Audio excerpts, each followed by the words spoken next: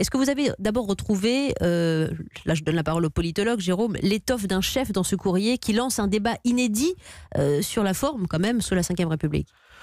Oui, enfin la lettre est bien écrite, hein, évidemment. Elle est bien structurée. Est-ce qu'on trouve là l'étoffe d'un chef? J'en suis pas totalement assuré, dans la mesure où cette lettre a été écrite de fait sous la contrainte, sous la contrainte du mouvement social. C'est bien, c'est pas une adresse, c'est pas une audace en quelque sorte nouvelle du chef de l'État. C'est une réponse à une demande de plus en plus insistante. Et c'est la réponse au fait que contre l'attente de beaucoup et probablement contre l'attente du gouvernement et du chef de l'État, le mouvement des Gilets jaunes, loin de s'apaiser après les fêtes, au contraire, semble devoir renaître de ses cendres.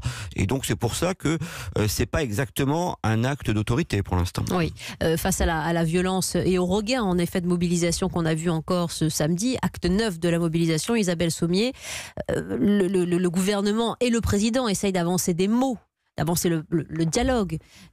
C'est pas un exercice évident, évidemment, sur la forme. Là, on est sur le choix des armes n'est pas égal.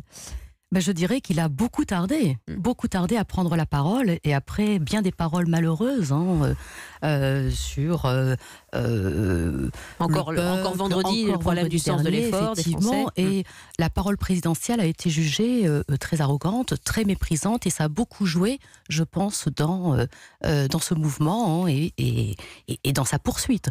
Donc je ne suis pas certaine que cette lettre, que je trouve très très longue, puisse apaiser les choses.